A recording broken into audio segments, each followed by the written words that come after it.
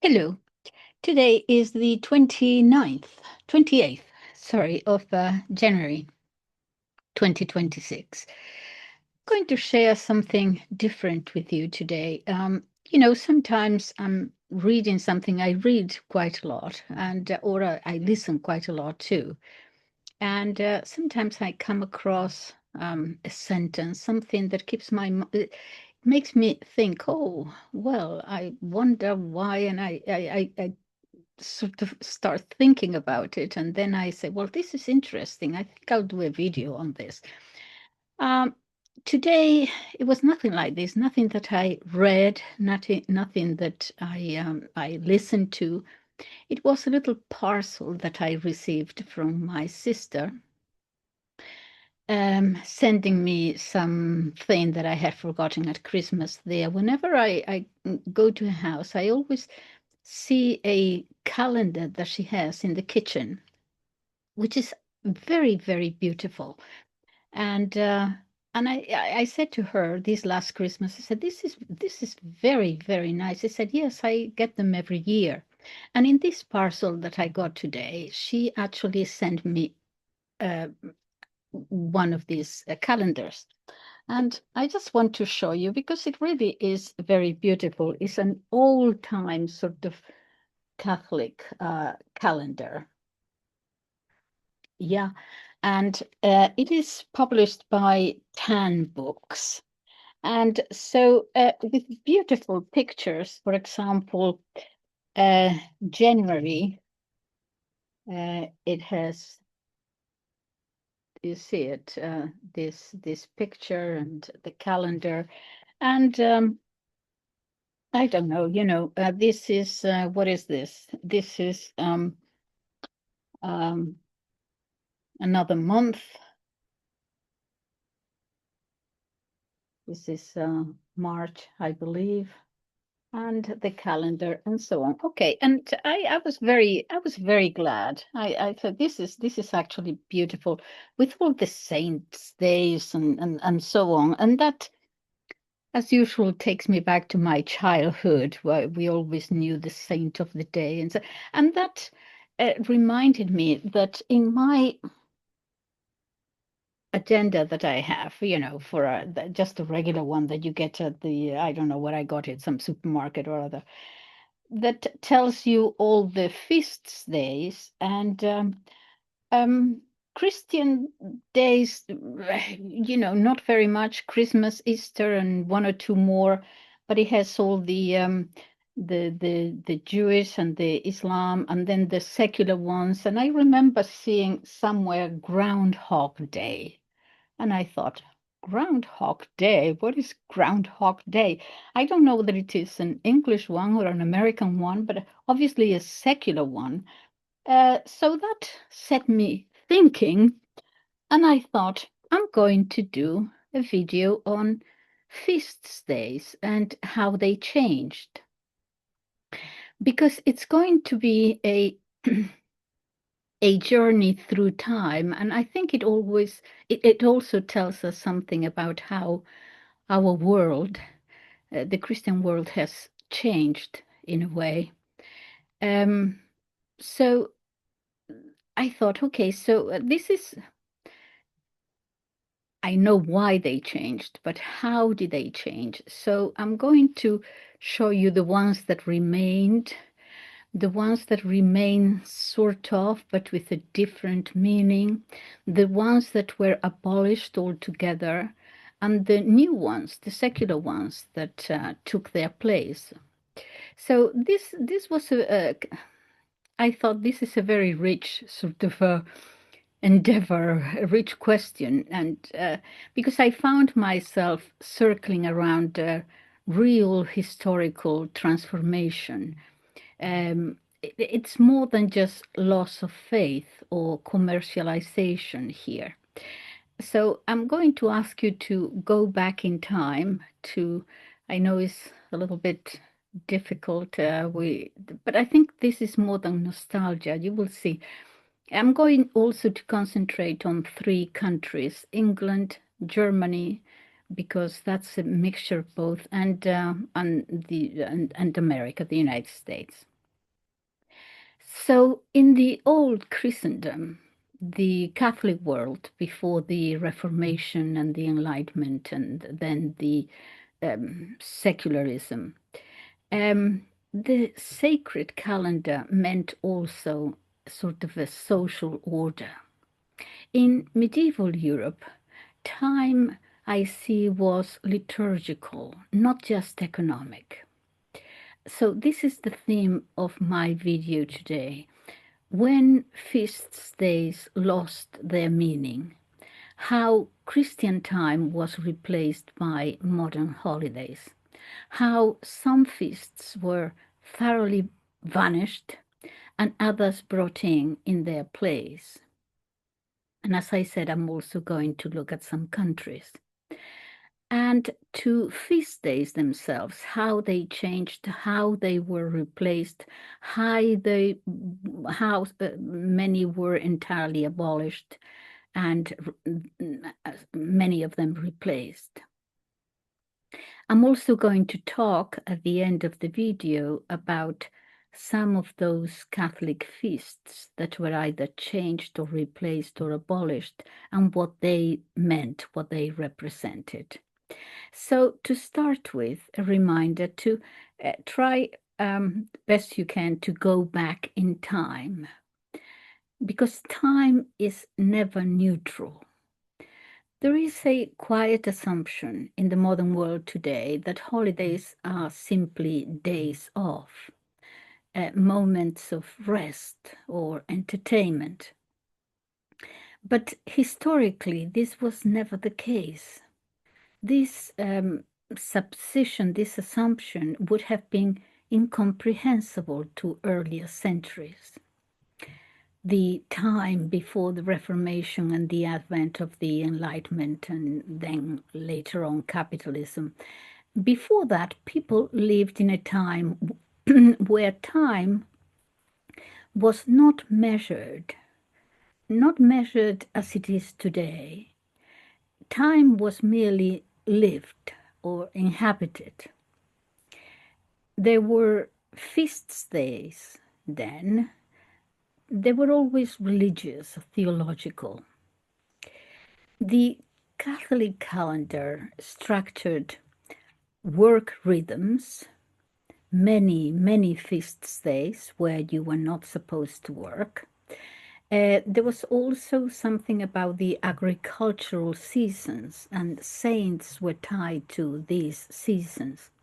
It was also tied to memory. Feasts recalled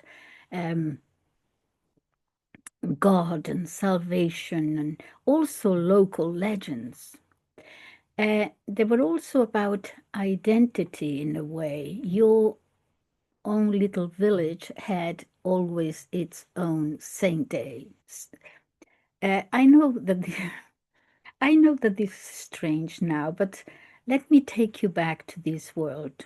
We once lived like this. Money and consumption was not the measure of everything. Certainly, usury hadn't been established in any way as an economic system. It wasn't only Christmas and Easter. We all see the difference in those days. But beyond that, we had Epiphany, Candlemas, Corpus Christi, Ascension, Pentecost, All Saints' Day, All Souls' Day, which changed eventually, as you know, into Halloween. Hundreds of local saints. These were not optional. They were sort of collective pauses in time. In some regions, believe it or not, a third of the year was partially or fully non-working days. So obviously this was not very efficient economically as we think of it today. I know. This was deeply anti-modern. In one crucial sense, time existed to be sanctified, not optimized. And then Sometimes abruptly, sometimes ever so gradually, these Catholic feast days began to disappear or survive only as hollow rituals or worse, commercial events. We have all noticed this change, Christmas. But it's not just Christmas, as I said, it's the rest of them too. So I'm going to walk you through some of them, looking at some countries. Something far deeper is taking place here, more than just cultural change alone.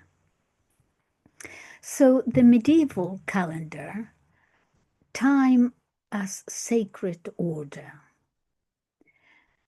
For over 1,000 years in Christian Europe, time belonged neither to the individual or the state. It belonged to God. Don't know how else to put it. The calendar was not a scheduling device. It was, at every point, confession of faith in some sort of way. It was treated as such. The calendar was liturgical. It governed labor and memory and, as I said, agriculture and rest. The historian E.P. Thompson, in his famous essay on time discipline, he said, in pre-industrial society, time was oriented to tasks that you had to do, to rituals. It was not an abstract measurement of hours. So feast days were interruptions of labor, and deliberately so. Human life was not ordered towards efficiency as we know it today. It was about something else, your relationship with God. God was ever present in the world. But they themselves did not see that as inefficiency or as a waste of time, as was to be understood later. It was a different anthropology. Time existed to be sanctified, not optimized. So today, as I said, I want to trace how traditional Catholic feast days, far beyond Christmas and Easter, were dismantled or transformed or replaced across some countries. As I said, specifically with England, Germany, and the United States. Not because people suddenly stopped celebrating something, no, because people continued to celebrate. What changed was that celebration was forced to answer, if you want, to a different master, not necessarily God. So we are going to see a change, the first change first, the Reformation, then the Enlightenment, then secularization.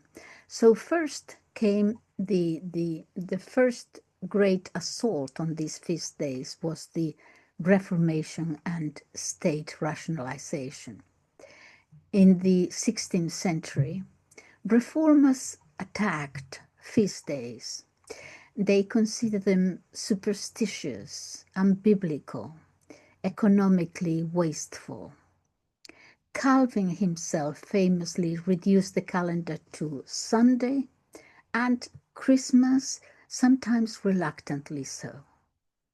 Many feast days were abolished outright in Protestant lands, and this created a powerful contrast. Culturally, Catholic lands were seen as idle and ritual heavy, while Protestant lands were seen as disciplined and time efficient. This mattered enormously later when capitalism took shape.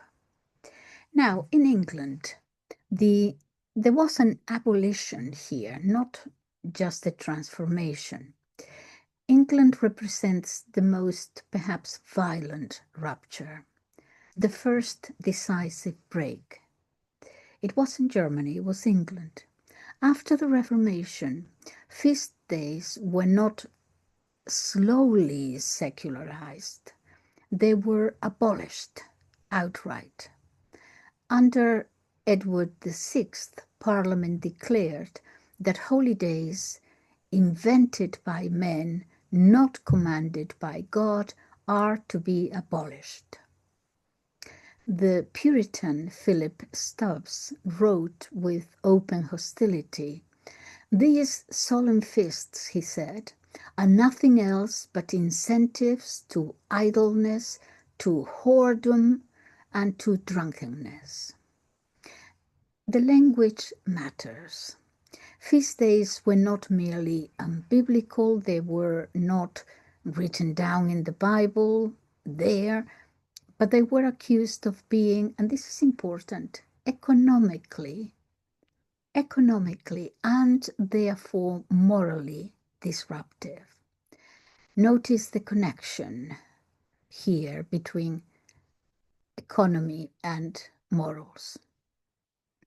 Of course, purgatory was rejected, so prayer for the dead was outlawed.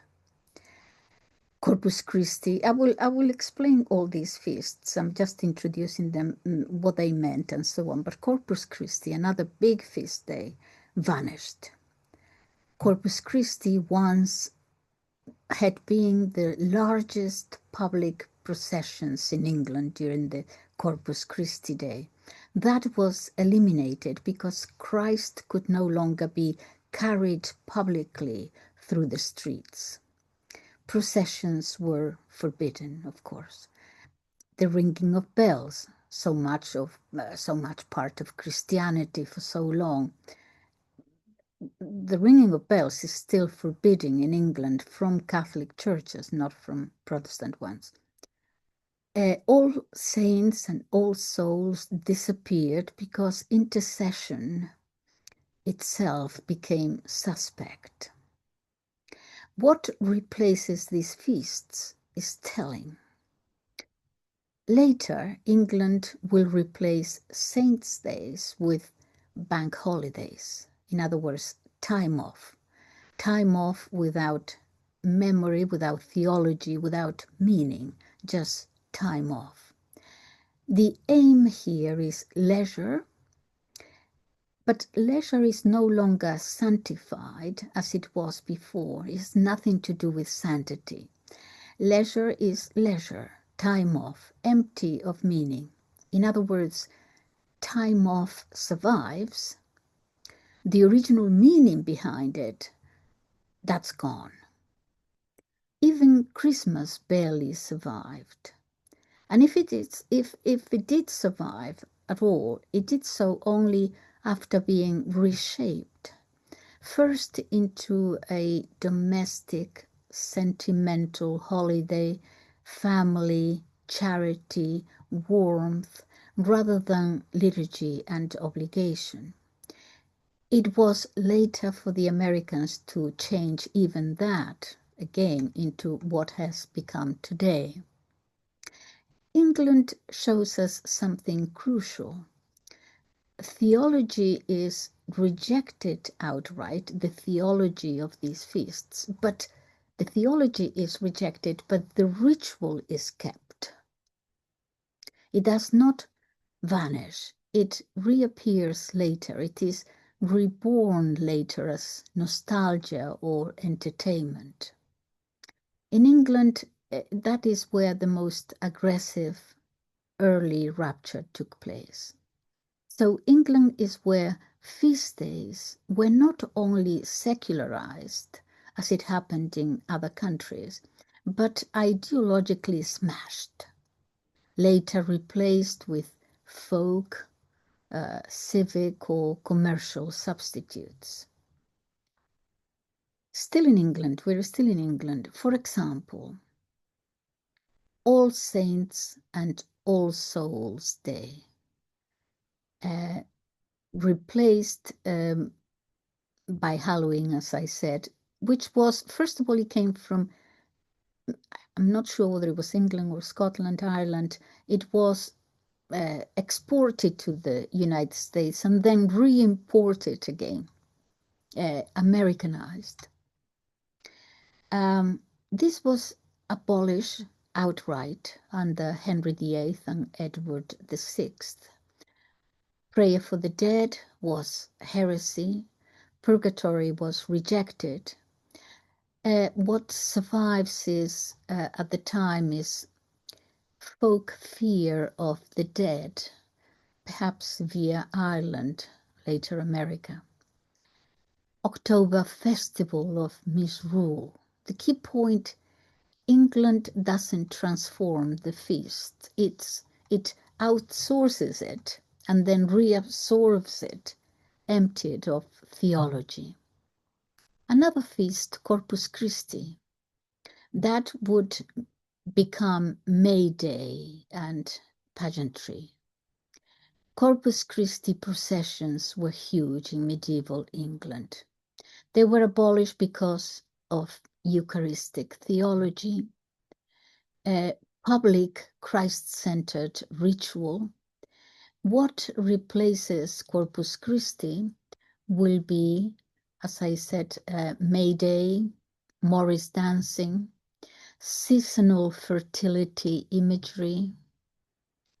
In other words, Christ leaves the streets, nature stays.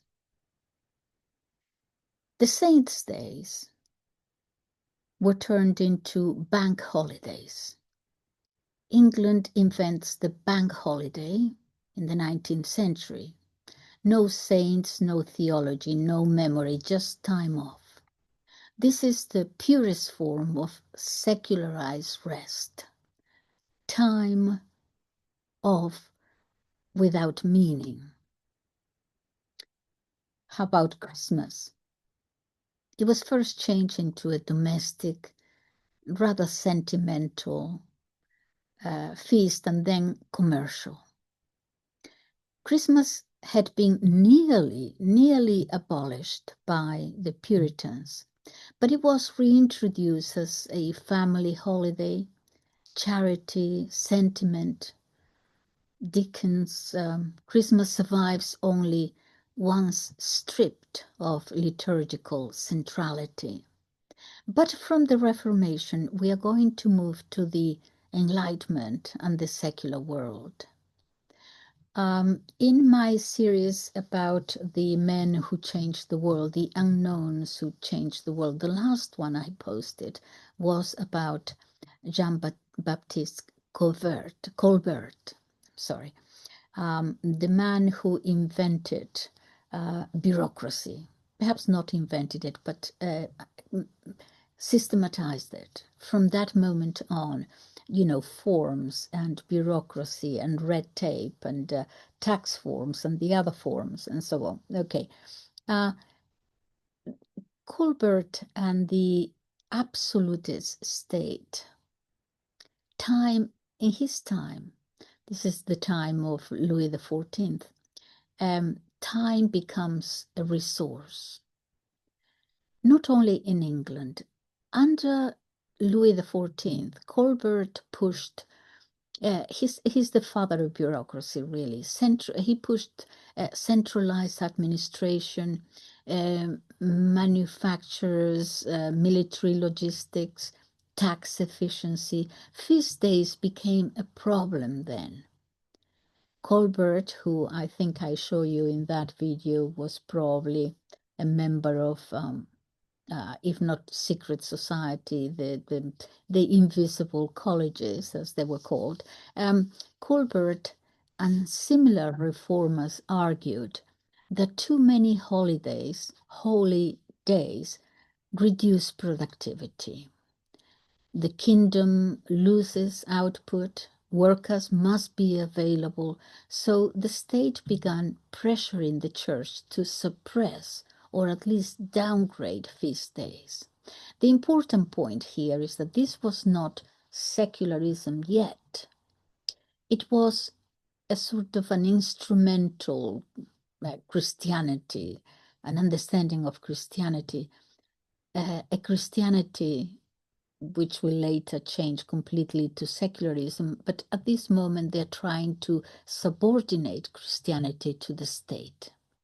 Sacred time survived only insofar as it did not interfere with economic reality and rationality.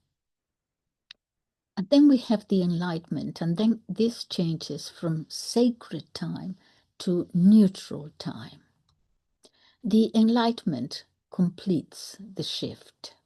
The key ideas here is that time is homogeneous. All days are equal, fundamentally equal. Meaning belongs to private belief, not public rhythm as it was. The calendar should serve civic life, not the church or salvation or anything like that. The French Revolution tried to destroy the Christian calendar entirely. 10-day weeks, for example. New secular festivals to do with the nation, with reason, with the goddess reason. Saints were replaced by abstractions. These failed practically, but the damage was done. Sacred time never fully recovered its public authority. Now, in Germany is a mixture of both. It retained two calendars, two theologies. In Germany, the calendar itself splits. All Saints, November the 1st, and All Souls, November the 2nd. Later, as I said, Americans would change it into an old, I think, a Scottish tradition of Halloween, that Americans popularized it into what it has become. But in Germany, in Catholic regions, All Saints remains as a public holiday. In Protestant regions, it is an ordinary workday. Max Weber, the famous sociologist at the beginning of the 20th century, said very proudly, one of the distinctive achievements of Protestantism was to sanctify each Labor Day, not this day, each Labor Day in Protestant theology becomes sanctified. Well, Catholic feast days, by contrast, were sanctified by not by labor, but by non-labor. On a feast day, like on Sunday or the Sabbath, you did not work. Time itself became confessional. In Germany, St. Martin's Day survives, but as children's Latin processions, moral symbolism without the sanctity. Carnival, as in many other countries, survives, but Lent disappears. Carnival was the last day before the preparation for the Holy Week and Easter, when you were supposed to fast and so on. So just before Lent started, you had that one day when people just celebrated and ate their heart's content. Because after that last day, fasting, Lent, preparation for Holy Week and crucifixion, and that meant fasting. So it was an outer and an inner preparation. So what remains just by keeping Carnival is that the celebration remains, but the penitence does not. He's a German theologian, actually originally from Italy, Romano Guardini. He later warned that feasting and fasting were separated, and when this happens, celebration becomes simply noise. The silence disappears. Modernity does not oppose celebration. What it opposes is penitence, repentance, judgment, transcendence, and silence, yes. Still in Germany, with this split thing, the Catholic versus the Protestant there, Germany is unique because you can see both systems side by side. So All Saints and All Souls in Catholic regions, there is a public holiday. Um, People go to the cemeteries, they go to Mass. In Protestant regions, it's an ordinary working day, as I said. Time itself marks the confessional identity. In St. Martin's Day on November 11th, the Latin processions. Originally, it was supposed to be to celebrate charity. St. Martin was a bishop who actually even went to the north of Spain, sort of evangelizing the pagans and so on. It was a moral example. But now, in this modern era, St. Martin's Days, children's lantern walks, songs, no doctrine. The ethics in some way remain, but the transcendence fades a little.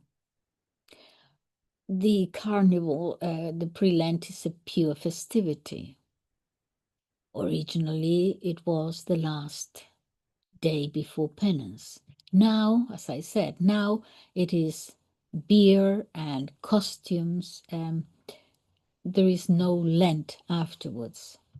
The feast survives, the fast disappears. Ascension, Pentecost also, those now mean long weekends, basically. Still public holidays in some states, but detached from belief, integrated into a leisure economy. The calendar survives as infrastructure, not as theology. Now let's move on to the United States. And this is replacement, not memory. The United States represents really the final stage. The United States does not at all inherit the Catholic calendar.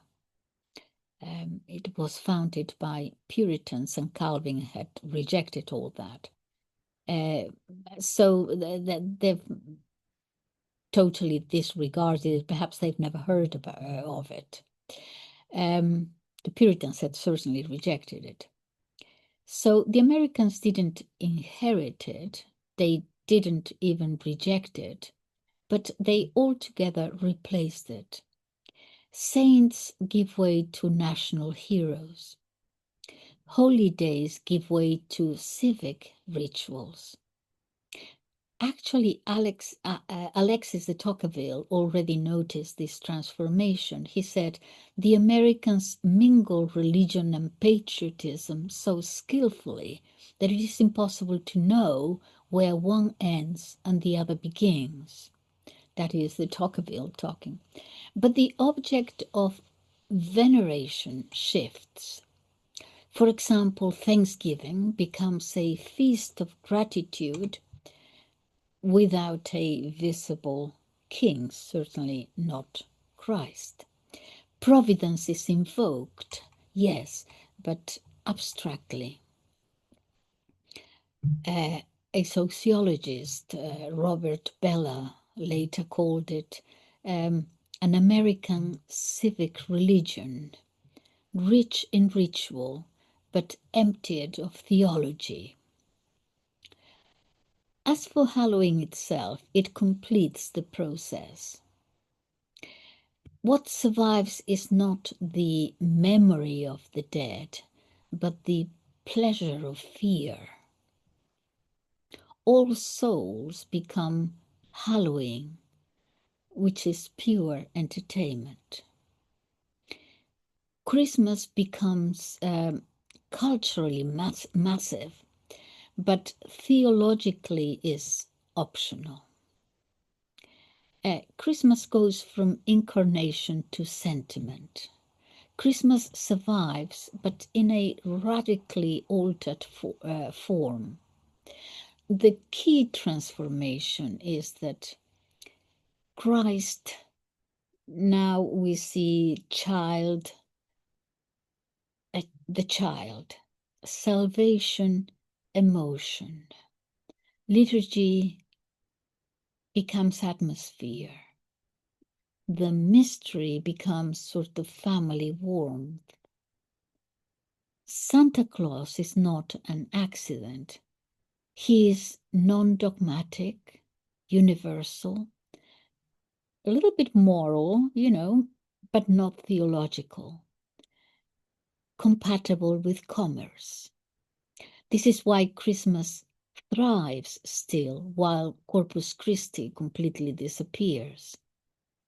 Christmas becomes culturally very thick, but theologically very, very thin. Now we are seeing that New Year is replacing Christmas in importance. New Year is modernity's perfect feast. It's purely temporal.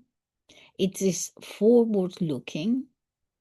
It is secular. It is individualistic. It's compatible with productivity, a fresh start. It celebrates time itself, not redemption.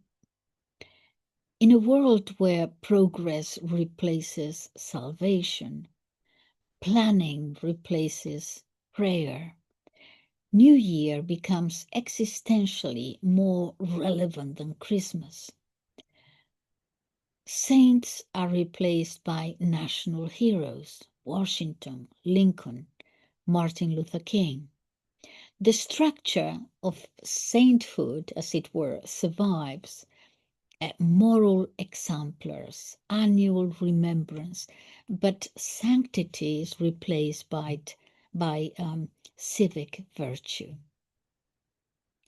Even gratitude is retained but relocated.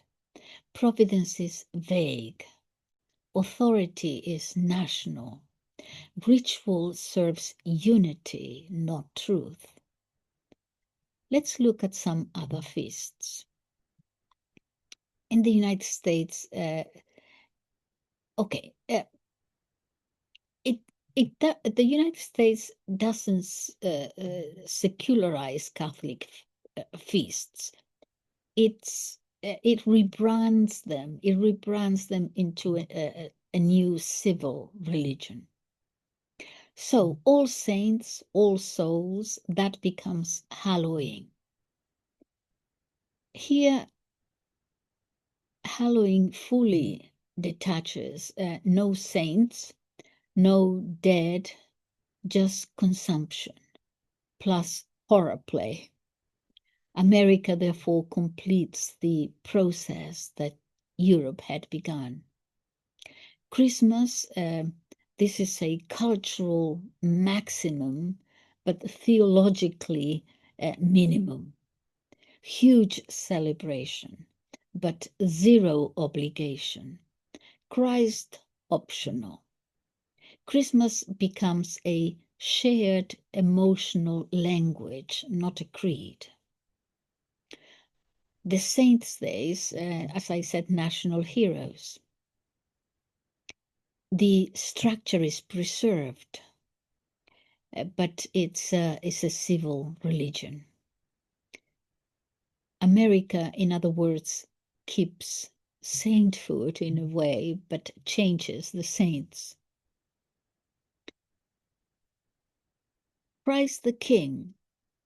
My goodness, this is some people have got into trouble recently because of this. This gives way to thanksgiving. This is subtle but profound. Thanksgiving, gratitude. Providence is vague. It is nation-centered, not church authority. It's a feast of blessing without king, as it were. Now, some feasts survived and others died completely. Across all countries, let's look at some of them because the pattern is consistent. A feast may survive if it can become emotional rather than doctrinal, um, uh, seasonal rather than theological, retaining the pagan side of it, child-centered or woman-centered or identity-centered, entertaining and compatible with commerce. A feast dies if it insists on public truth claims, Christ's authority, Eucharistic realism, of course, judgment, eternity. This is why Halloween thrives and Corpus Christi vanishes. Valentine's Day flourishes. Ascension is quietly moved to Sunday in some places, if not altogether abolished. As Colbert bluntly stated in a 1666 memorandum, too many feasts are a loss to the state. This sentence is pivotal. It marks the moment when time becomes an economic resource, not a sacrament. Corpus Christi disappears. Epiphany collapses before the fiscal year. That is what it becomes, the beginning of the fiscal year. The philosopher Charles Taylor summarizes the shift. Time, he says, is no longer gathered into eternity, but stretched forward into progress. So, what was really lost? The disappearance of feast days is not simply the loss of belief. It is the loss of a way of inhabiting time. The liturgical year trained people to live in recurrence and memory and anticipation. Modern holidays train people to live inside novelty and emotion and consumption and scheduling. Leisure is the basis of culture, but only when it is rooted in worship, however. When worship disappears, leisure survives, but it is hollowed out. Modern nations did not abolish feast days because they hated celebration. They abolished them because they could not tolerate a calendar that answered to eternity rather than productivity, that it answered to Christ rather than the state, to salvation rather than progress. So when sacred time disappears, it is not replaced by neutrality, it is replaced by something else that claims authority efficiently, but without transcendence. There are additional feast days that were changed or diminished or lost. I'm going to give you the original meaning and then what they mean today, if at all, if they haven't been abolished at all. So just the list. Okay, so I've already mentioned this. All Saints, November the 1st, All Souls, November the 2nd, changed into Halloween, October the 31st. The original meaning of All Saints was the triumph of the church in heaven. All Souls was the praying for the dead in purgatory. This is a strong doctrine of judgment and intercession and communion with the saints. What survives is the night of the dead, liminality, masks, spirits, fear. What disappears is the prayer for the dead, which was theologically intolerable to Protestants. Purgatory, of course, I would say even moral seriousness here. Why this feast was vulnerable? Well, too doctrinal, purgatory, too backwards looking, too tied to death. Modern societies prefer controlled fear. The result is that Halloween keeps the atmosphere but not the doctrine or the metaphysics. Okay, another feast, Candlemas, that's February 2nd. And this is what I saw, Groundhog Day. What on earth is Groundhog Day? I asked myself. Well, Candlemas it was. February 2nd, the presentation of Christ in the temple, the Christ as light to the nations, the blessing of candles, a seasonal turning point.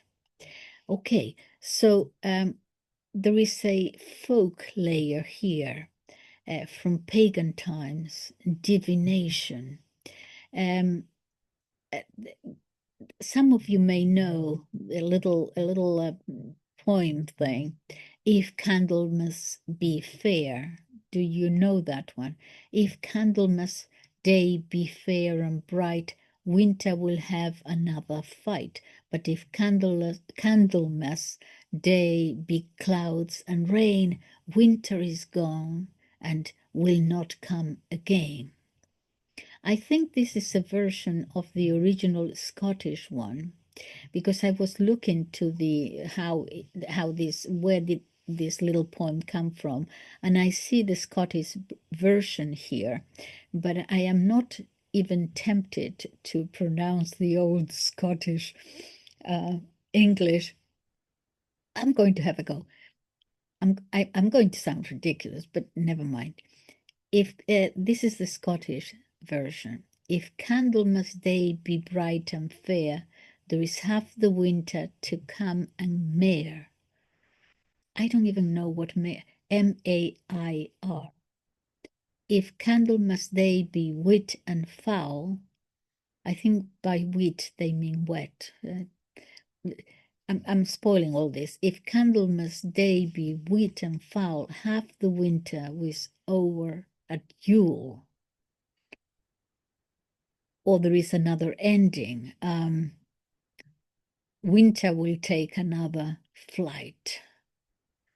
The Yule is a term I had to look it up, primarily used to describe Christmas or the broader winter holiday season. Anyway, okay, so Yuletide, we still call it. It also goes to ancient pagan. Historically, Yule was a midwinter festival celebrated by Germanic and Norse peoples, and it's centered around the winter solstice, the shortest day of the year. Okay, so it had originally pagan roots too. Okay, so let me continue. So what survives is the seasonal prediction, the repetition ritual, the public spectacle. What disappears here is the Christological meaning, the purification, the temple theology. The result is a perfectly secular ritual of anticipation without revelation. There are many others.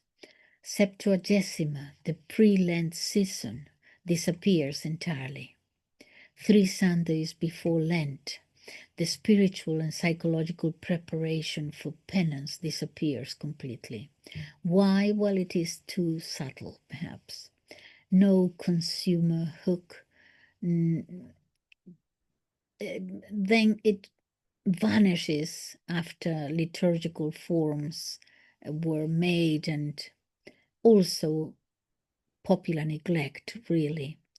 So modern culture prefers abrupt transitions, not gradual moral preparation for anything. How about St. Valentine's Day? that is February the 14th. It became a sort of romantic love day. Yeah, the original meaning was Saint Valentine's was a martyr, a Christian martyr witness under Rome. It started a little bit during medieval times, courtly love symbolism, already becoming a little bit sort of semi-secular. But the modern transformation is just what we would say philosophically erotic love, pair bonding consumption. Why it survived? Well, it's easily detached from doctrine, you see. It's emotionally useful. It's market compatible.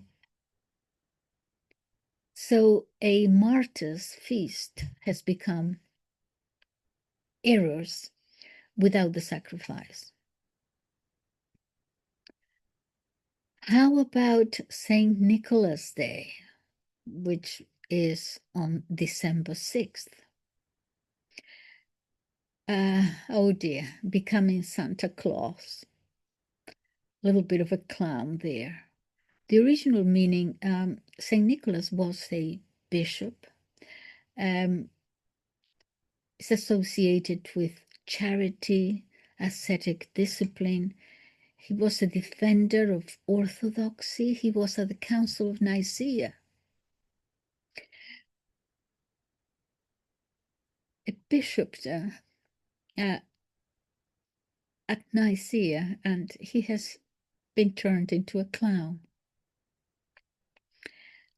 Almost just as Jesus is shown to be a little bit of a clown in some areas of the Talmud. St. Nicholas was made into a commercial ad for Coca-Cola at the beginning of the 20th century. Anyway, what survives? What survives is the gift giving, the perhaps a little bit of the moral, if you want, evaluation of children, if you have been good, if you haven't been so good. What disappears completely is obvious: episcopacy, doctrine, asceticism. Santa is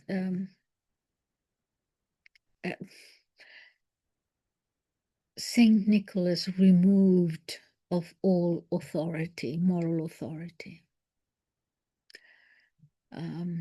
Okay, another feast, Epiphany, January the 6th. This is the end of Christmas. It becomes an ordinary winter day. This one is crucial because it's so important.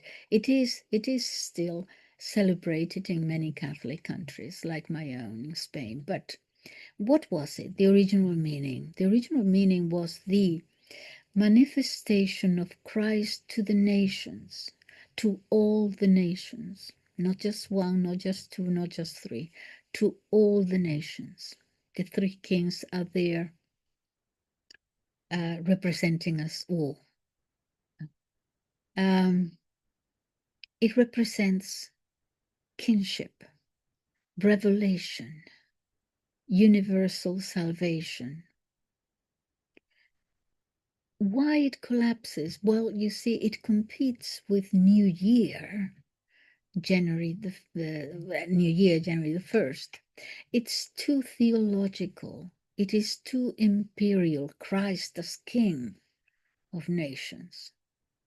It is also inconvenient to fiscal calendars. What survives is a cake, gifts in some countries, folklore, not doctrine. Epiphany loses out because modernity prefers beginnings, New Year, over revelations. Now, other feasts that were demoted or moved because of state and economic pressure. many of them were not necessarily abolished for disbelief, but because of productivity. Some were removed because of doctrine, obviously. For example, Ascension Day, 40 days after Easter. The original meaning was Christ's kinship, authority, absence of authority, heavenly rule. The modern fate, well, it was moved to Sunday, no longer a public holiday in many countries. Why? Well, midweek disruption, theologically abstract, politically uncomfortable, Christ reigns. Ascension is dangerous in a world that wants no visible throne above the state. Corpus Christi, I've already mentioned, the local processions, in some places or nothing at all. The original meaning was the real presence, the Eucharist, the public procession of the host, Christ in the streets. Why it collapses? Because the Eucharistic theology is contested. Public religion also becomes unacceptable, and processions disrupt traffic and commerce. So this feast is sort of anti-modern by nature. How about Pentecost, Whitsunday? The original meaning, the descent of the Spirit, the birth of the church. The modern fate is a second-tier holiday, often absorbed into a long weekend. Why? Because there is no narrative hook, invisible spirit, no consumer symbolism, is too interior, is too ecclesial. How about Assumption Day on August the 15th? This is big in Spain. Well, obviously the Virgin Mary, so the original meaning, Mary's glorification, body and soul, destiny.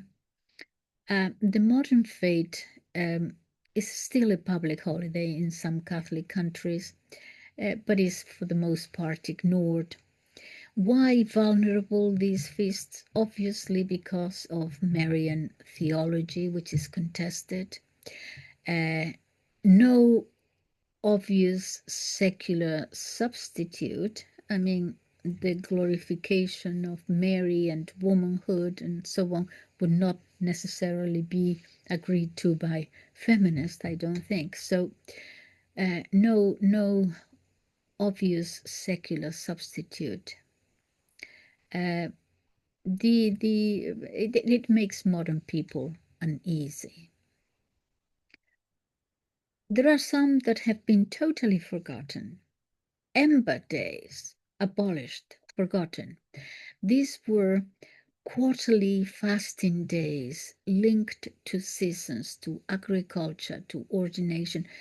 They vanished because they also, in modern times, they tie the body to time. They tie food to discipline. They tie nature to liturgy, incompatible with industrial food systems, I suppose. There were some things called rogation days. Environmental rituals now replaced this. There used to be procession, blessing fields, prayers against natural disasters. The modern replacement is insurance, climate policy, bureaucratic risk management. Nature becomes managed, not supplicated. How about Michaelmas, September the 29th. Well, many universities in England, perhaps not many, but certainly at Oxford, that is how the the academic year starts, the first quarter, Michaelmas, yeah? Michaelmas, September the 29th, has become now the fiscal quarter marker. This was the feast of St. Michael. So you have judgment imagery, angelic hierarchy. What survives is rent day, legal university term dates. The judgment, in a way, remains, but it is economic, not doctrinal. This is a good one. The Feast of the Holy Innocents. This survives in Spain too. It's the 28th of December. It was a reminder of when the children, Jesus was born, and the King Herod decided to kill all the firstborn and so on. Okay, so that disappears. Why? Because it confronts child suffering,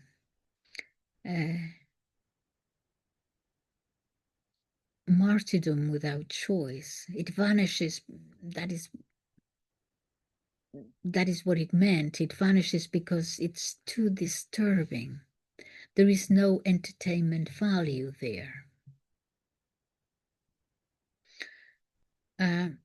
How about the feast of the exaltation of the cross? That was marginalized. The meaning was triumph through suffering, victory through defeat. Modern culture has problems with this, struggles with sort of paradoxical victories. How about all the vigils and the octaves? These were all removed. The vigils, when something was to be celebrated, there was a vigil, a preparation for that celebration.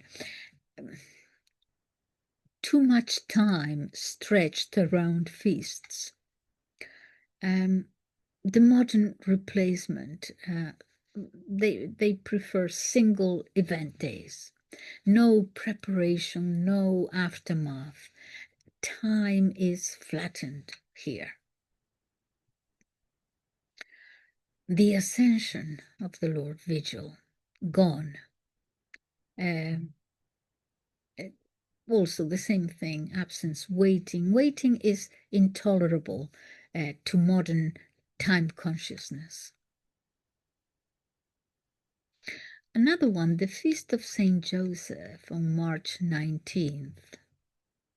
I remember, I don't know whether this has changed, but in Spain, that is when we celebrated also Labor Day because of Saint Joseph, the carpenter. All that was changed. I think it was by the Soviets, Labor Day on May the 1st. But when I was a child, the Day of the Workers was the Day of Saint Joseph. I don't know whether it's still there.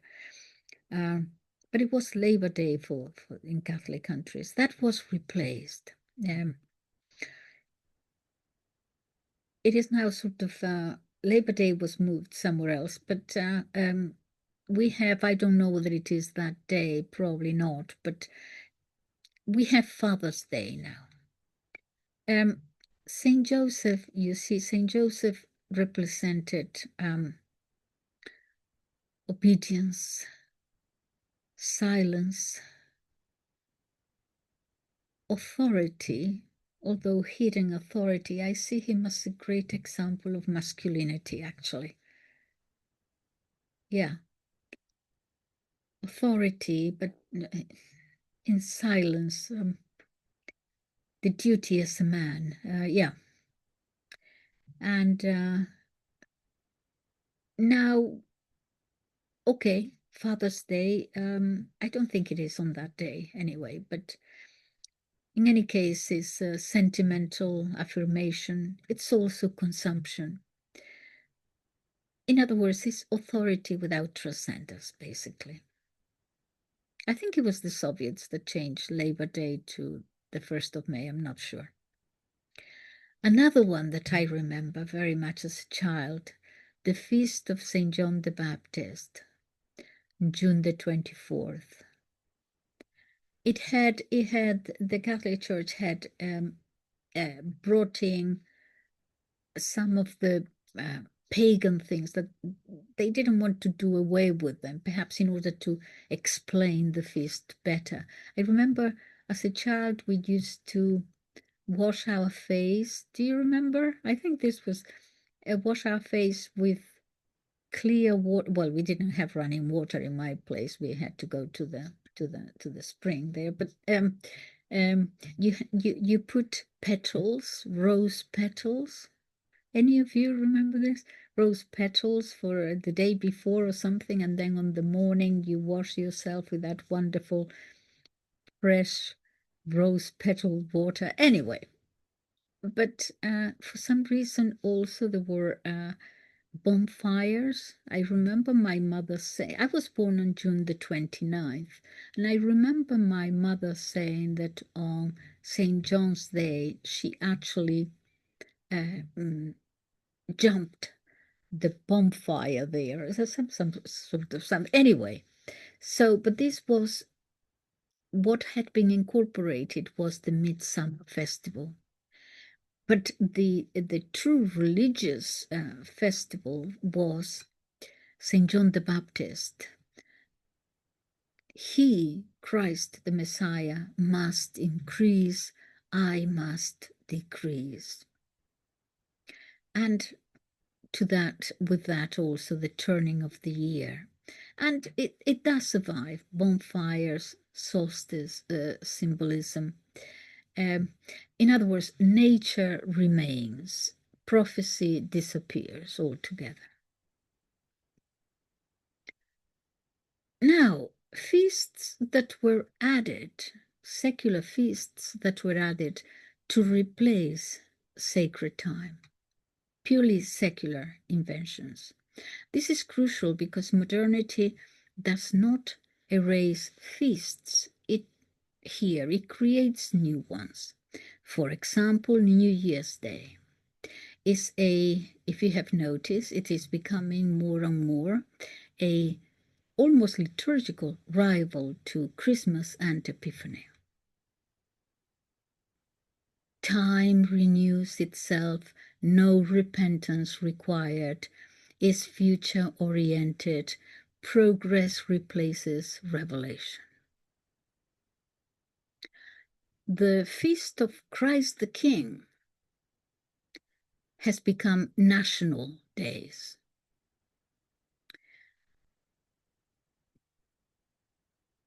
We have now, instead of Christ the King, we have Independence Day, Bastille Day, Constitution Day, all these days. The shift is from cosmic sovereignty to national sovereignty. The state becomes the object of ritual loyalty. National Independence Day, collective origin myth, sacrifice reinterpreted as revolution or whatever it might be. It is a political kind of salvation history. Labor Day is honored. In most European countries, as I said, now is May the 1st. In the United States, it's a different day, in September or somewhere. Work honored, but rest is justified by productivity. It is actually an inversion of the Sabbath. Memorial Day, Remembrance Days. Yes, the dead are remembered. No intercession here, no judgment, memory without eternity, transcendental. Then we have a lot of Mother's Day and Father's Day. The roles are affirmed, no moral demands, commercial reinforcement. In other words, vocation without transcendence. How about Earth Day? Creation honored, creator absent. The sacramentality is replaced by stewardship rhetoric. How about the Pride months, awareness days of all kinds? These are identity-based sacred times almost. It is ritualized affirmation. Moral immunity during the feast. These function structurally like medieval feasts, regardless of the content. Of course, that's completely different. How about a new one that is just beginning to take force? Black Friday, shopping seasons. These are liturgical seasons of consumption. There is a ritual sacrifice, it's time and it is money. That's the ritual sacrifice. It is the market's high holy days. The Groundhog Day is a case study in residual ritual. Groundhog Day looks silly, but it's revealing actually. Its roots, as I mentioned, combine Candlemas, February the 2nd, with old pagan traditions of divination, seasonal anxiety, winter versus spring. The Catholic Candlemas once marked Christ as light, purification, the turning of the year. Now, Groundhog Day keeps the season, the prediction, the ritual repetition, but removes Christ, sacrament, transcendence. What remains is ritual empty of religion, of metaphysics, of transcendence, of Christ. And this pattern repeats everywhere. How about the old saint days, saint days and birthdays? This is subtle but massive, actually. The original was that the name day your name tied you to a saint, a moral exemplar. This had to do with communal memory. The modern version, no, that's kind of totally disappeared. Now what remains is more important is the birthday. And the birthday obviously is individual-centric, is psychological affirmation. The holiness is the identity, one's own identity. So the liturgical year, if you take it as a whole, has become a fiscal year.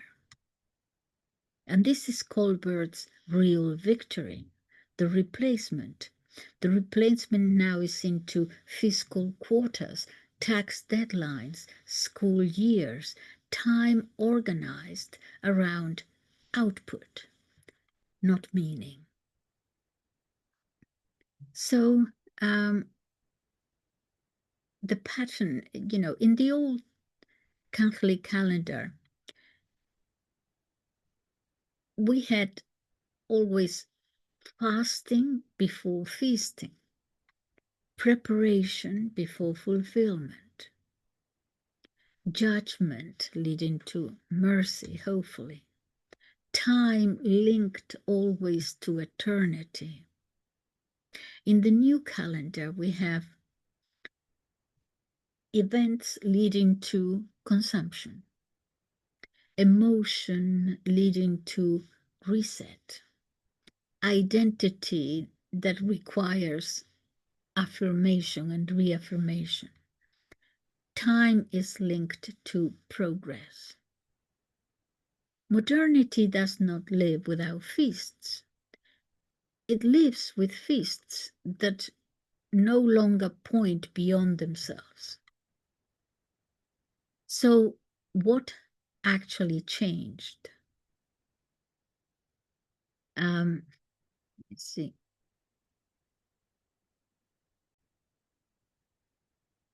Just to summarize a little bit, in the old Catholic world, time is sacred. In the new, let's say, secular world, time is neutral. In the old world, feasts interrupt work. In the new secular world, work defines the calendar. In the old world, meaning is public. In this new secular world, meaning is private. In the old world, memory always looks backward. In this new world, always looks forward without the memory. In the old world, there is a salvation history, as it's called, but in the new modern world is a progress narrative. Feast days didn't disappear, they were translated into cultural themes, and then flattened even more into entertainment. Why Catholic feasts struggle more than pagan ones? Well, ironically, explicitly theological feasts decline faster than the seasonal ones. Why? Because theology makes truth claims.